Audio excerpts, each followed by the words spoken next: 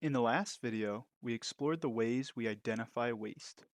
As you begin to find waste in your life, you may be eager to begin brainstorming solutions. This is where we begin our conversation. Kaizen teaches us how to identify waste, but it also can show us the ways we can create solutions. The first thing you may be tempted to do, especially if you have an engineering background, is to go into full design brainstorming, outlining one detail which leads you to consider ever increasingly minute details, each one more insignificant than the last. Trust me, I've made this mistake before, and down the line, it almost always results in some major restarting of the project after overlooking a simple consideration. The solution is to start with something called 7 ways. This process introduces you to thinking through drawing. Take your abnormality at its most basic value and consider 7 different ways you could solve it. The reason for 7 is to really challenge you to think outside the box. The first 3 or 4 will be obvious, but the next few require deeper thinking and force you to be creative. In many ways, this forces you to consider things that you would have overlooked, allowing you to gain a better understanding much faster. Once you have 7 ways, select the top 3 best ideas. From here, your next step is to Trystorm, meaning to physically create a prototype using inexpensive materials. In the past, I've used materials like cardboard, paper, wood, and even a building system like Creform to convey my basic ideas.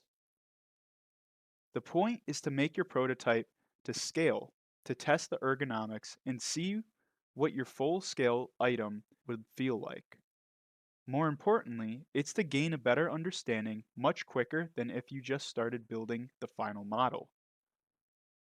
Once your first set of prototypes are done, you can select the best option and begin iterating on that design with those inexpensive materials.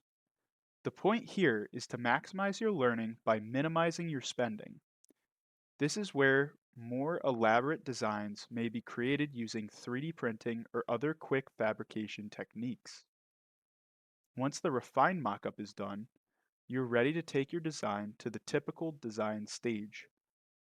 Although, now, you have far more experience with your solution than you would have if you sat around from the beginning and tried to design it all at once.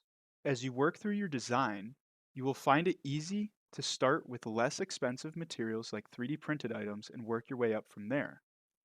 As you design the components, make sure that you add them to the overall frame of your project. It is important to see your project grow over time as it helps motivation and it allows you to test as you go. Eventually, your concept will have all the necessary components to be used.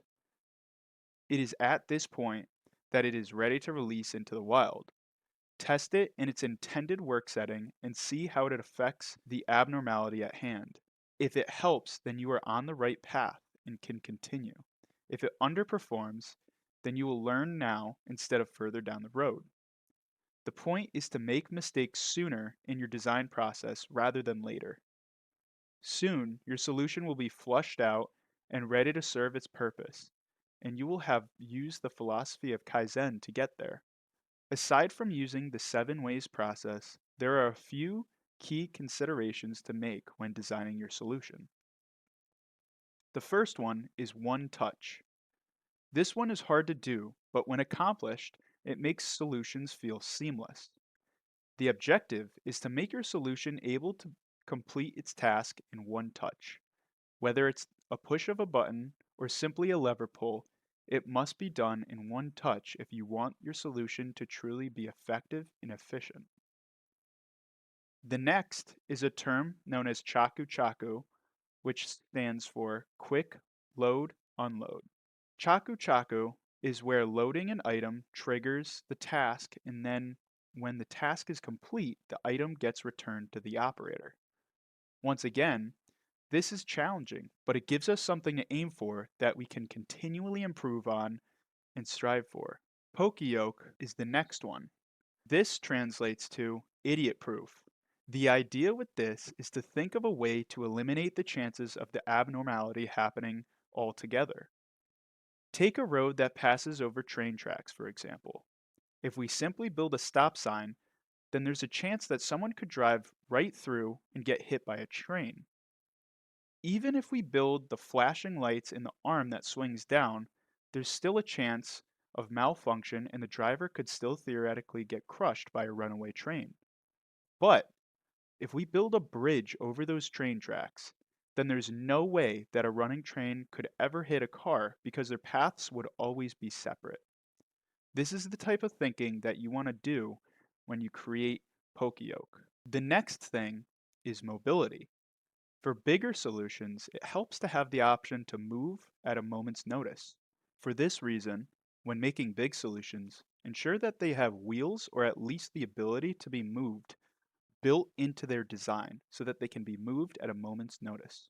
The last and most important concept is break it down to basics.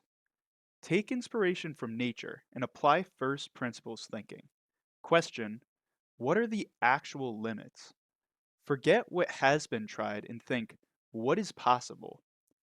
Does it break the law of physics? If not, then it is possible. You just have to find the way. Creating a solution is easy. Take the cell phone, for example. Hundreds of companies created phones, but one unique competitor dared to merge phones with computers and created the smartphone. Apple didn't create the smartphone by thinking like everyone else. They were able to because they think different.